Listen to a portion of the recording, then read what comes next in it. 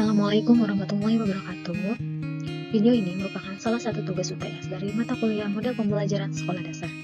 Di sini saya akan sedikit menerangkan tentang model pembelajaran Conceptual Teaching and Learning atau CTL. Baiklah, sebelumnya mari kita berkenalan terlebih dahulu karena ada istilah tak kenal maka tak sayang. Perkenalkan, nama saya Tias Teningsi dari Prodi PGSD kelas 5B.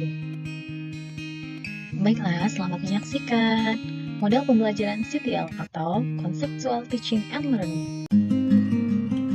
Pengertian Contextual Teaching and Learning atau CTL. Nah, apakah kalian tahu CTL itu apa sih? Nah, mari kita bahas sama-sama.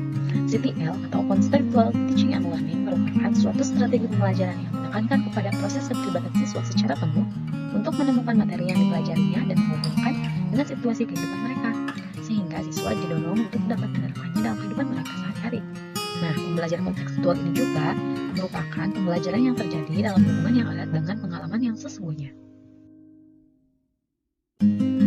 Pembelajaran CTL juga mengaitkan antara materi pelajaran yang dipelajari siswa dengan konteks di mana materi tersebut digunakan dengan menggunakan pengalaman dan pengetahuan sebelumnya untuk menemukan dan membangun pengetahuannya sendiri.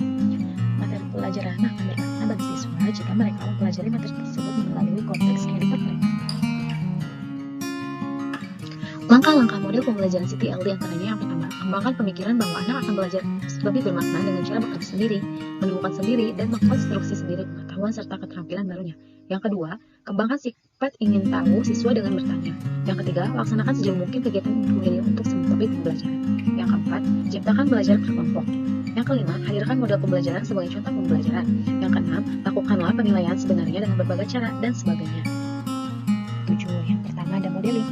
Modeling dapat diartikan sebagai kegiatan pemusatan perhatian atau bisa memberikan motivasi, penyampaian kompetensi, tujuan, kemudian memberikan pengarahan, petunjuk, serta rambu-rambu dan contoh-contohnya. Yang kedua ada questioning. Questioning dapat diartikan sebagai suatu kegiatan mengeksplorasi, membimbing, kemudian menuntun, mengarahkan, mengembangkan, serta generalisasi. Yang ketiga ada learning community. Bisa diartikan sebagai kegiatan siswa ikut berpartisipasi dalam proses belajar kelompok atau individual dalam mengerjakan suatu tugas. Yang selanjutnya atau yang keempat ada inquiry. Inquiry dapat diartikan sebagai suatu kegiatan identifikasi, investigasi, serta menemukan suatu masalah. Dan yang kelima ada konstruktivisme. Dapat diartikan sebagai kegiatan membangun pemahaman secara mandiri. Yang keenam ada reflection atau kegiatan review, merangkum, melakukan tindak lanjut. Yang ketujuh atau yang terakhir ada authentic assessment atau penilaian proses pembelajaran atau penilaian secara objektif. Yang selanjutnya yaitu keunggulan dan kelemahan model pembelajaran CTL atau Conceptual Teaching and Learning. Keunggulan model CTL yang pertama adalah pembelajaran lebih benar. Artinya bahwa siswa melakukan sendiri kegiatan pembelajaran yang berhubungan dengan materi yang ada sehingga siswa dapat memahaminya sendiri. Yang kedua adalah pembelajaran lebih produktif dan mampu menumbuhkan penguatan konsep kepada siswa. Karena model CTL ini menuntut siswa agar memahami sendiri bukan menghafal. Dan yang ketiga adalah menumbuhkan keberanian siswa untuk mengemukakan pendapat tentang materi yang telah dipelajarinya. Keunggulan CTL yang keempat adalah menumbuhkan rasa ingin tahu tentang materi yang dipelajari. Yang kelima adalah menumbuhkan kemampuan dalam bekerja sama dengan teman yang lain. Dan yang keenam adalah siswa dapat membuat kesimpulan sendiri dari kegiatan pembelajaran.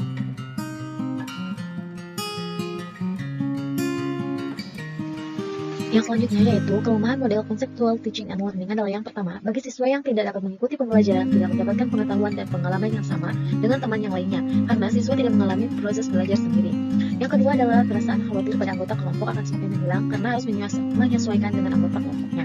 Dan yang ketiga adalah banyak siswa yang tidak senang apabila disuruh bekerja sama dengan anggota kelompoknya, karena diibaratkan siswa yang tough harus bekerja melebihi siswa yang lain di dalam kelompoknya. Terima kasih telah menyaksikan. Semoga bermanfaat. Be smart, be happy.